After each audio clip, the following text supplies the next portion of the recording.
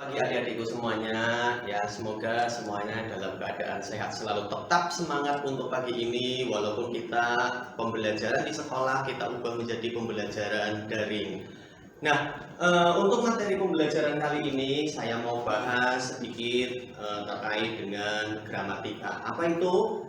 Sudah saya tuliskan di sini passive voice, pasti sudah pernah ada yang mendengarnya tentang passive voice. Apa itu passive voice? Jadi gini adik-adik, prinsipnya yang namanya passive voice itu adalah kita belajar mengubah dari kalimat aktif menjadi kalimat pasif atau sebaliknya. Ya, tinggal kita memahami saja ya. Jenis kalimat apakah itu yang mau kita ubah? Apakah aktif ataukah pasif?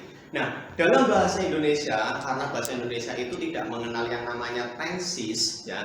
Bahasa Indonesia itu sangat simpel sekali ketika kita mau mengubah kalimat dari aktif menjadi pasif. Saya ambil contoh, misalkan dalam bahasa Indonesia saya punya kalimat Adi memecahkan gelas. Nah, kita mengenali kalimat ini adalah sebagai kalimat aktif. Kenapa? Ada awalan me di sini. Ya, terus bagaimana cara kita mengubahnya menjadi kalimat pasif? Kita ganti awalan me itu menjadi di. Yang tadinya memecahkan menjadi dipecahkan. Ada lagi yang harus kita lakukan, yaitu mengubah yang tadinya objek menjadi subjek, subjek menjadi objek. Tinggal kita masukkan saja. Gelas kita taruh di depan, jadi gelas dipecahkan Adi. Dalam bahasa Indonesia begitu sepele sekali, gampang. Tinggal me menjadi di. Berbeda lagi dengan bahasa Inggris. Dalam bahasa Inggris kita mengenal yang namanya tenses. Otomatis kita harus menyesuaikan dengan masing-masing tensesnya. Ya. Jadi yang namanya rumus utama, pattern utama dari kalimat pasif adalah to be plus verb ketiga. Ini yang utamanya. To be plus verb ketiga. Dalam bahasa Inggris mengenal berbagai macam tenses, maka kita harus menyesuaikan dengan masing-masing tensesnya. Kita mulai dari yang pertama. Katakan kita mau membahas tentang simple present dulu. Simple present. Kita tahu rumus yang biasa kita cerna dalam kalimat aktif dalam bentuk simple present itu bunyinya adalah subjek, verb ke satu, objek. Struktur bahasa manapun ya, yang namanya struktur kalimat itu pasti ada subjek, ada predikat, ada objek. Simple present itu predikatnya yang diduduki oleh verb ke satu. Nah, ini mau kita ubah lagi menjadi pasif. Caranya bagaimana? Ya, sesuaikan dengan rumus utamanya to be plus verb ketiga. Nah, kalau mau kita jadikan pasif, to be plus verb ketiga, subjek tetap kita taruh di depan. Di mana subjek ini didapatkan dari objek yang sebelah sini. Jadi taruh di depan, terus plus predikatnya apa? Predikatnya adalah to be plus verb ketiga. To be dari simple present itu apa? Ada am, ada is, ada are. Nah, masih ada belakangnya yaitu plus verb ketiga. Ini berlaku sebagai predikat. Lanjut kita tutup dengan objek. Objeknya dari mana sih? Objeknya dari subjek yang kita tarik ke belakang. Untuk contoh lebih gampangnya, saya punya kalimat misalkan Mary helps John. Yang penting kita tahu dulu struktur kalimatnya seperti apa. Kita pecah dulu. Ini subjek, ya. Terus ini predikat. Di mana helps itu adalah verb ke satu. Berarti kalimat ini bentuknya adalah kalimat simple present. Nah, John-nya objek. Bagaimana mengubahnya menjadi pasif? Sesuaikan saja dengan rumusnya, patternnya. Nah, kita ambil contoh. John itu kita tarik ke depan, jadi subjek. Berarti kalau diubah menjadi pasif, John-nya di depan. John, ya. Ini loh subjeknya, selaku subjek. Kita butuh mana? Predikatnya. John itu to be-nya apa? Kalau John berarti kita pakainya is.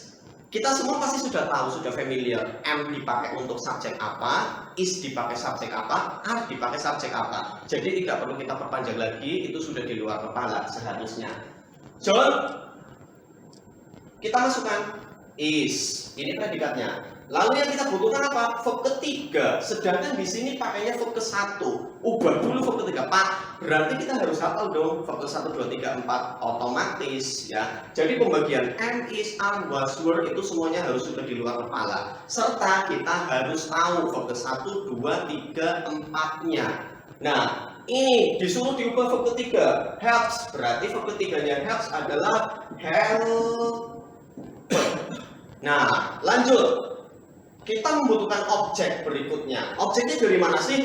Dari subjek sini. Mana itu? Mary. Mary kita tarik ke belakang. Tapi jangan lupa, karena ini passive voice, kita tambahkan di depannya by Mary. Nah, jadi seperti ini kalimat pasifnya. Kalau kita mau menerjemahkannya, Mary membantu John. Sedangkan kalau kita ubah menjadi pasif, terjemahannya sudah berubah, bukan membantu lagi, tapi dibantu ya. Kita ulang dari awal. John dibantu oleh Mary. Kalimat ini sudah menjadi kalimat pasif. Jadi prinsip utama passive voice ini, materi ini adalah kita belajar bagaimana kita mengubah dari kalimat aktif menjadi kalimat pasif. Itu inti utamanya. Nah, adik-adik semuanya, kita baru belajar satu ya. Sedangkan kita mempunyai banyak sekali tenses dalam bahasa Inggris ya. Kita masuk ke bagian yang kedua setelah simple present. Ada apa itu? Ada simple past. Saya hapus dulu ya. Saya rasa sudah tidak ada pertanyaan ya. Saya hapus. Kita masuk ke yang kedua, jenis tenses yang kedua. Apa itu? Simple past. Nah, jenis tenses yang kedua yaitu simple past. Nah,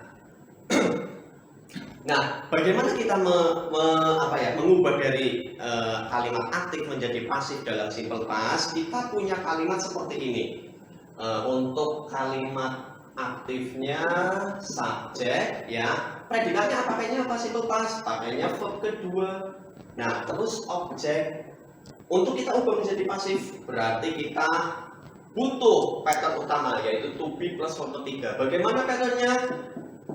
Tulis aja subjek di depannya, terus kita lanjutkan to be. To be dari simple past itu apa sih? Yaitu was sama were. Nah, plus verb ketiga ini berlaku sebagai predikatnya. Nah, tutup dengan objeknya. Sama, kita masuk ke contohnya. Misal dengan kalimat yang sama. Mary helped John yesterday. Saya tambahkan keterangan waktu di belakangnya.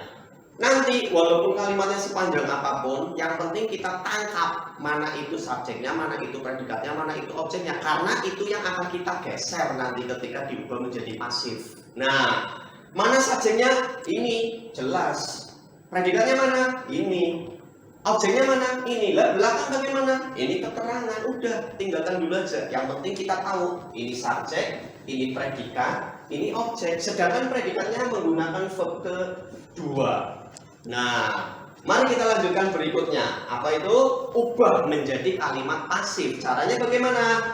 Nah, ini taruh di depan sebagai subjek. Jadi John sebagai subjeknya. Kebutuhan kita berikutnya itu apa? Was atau were? Kalau John berarti kita pakainya was plus ya verb ketiga. Ada helped, kita ubah menjadi verb ketiga. Bunyinya tetap sama. Helped.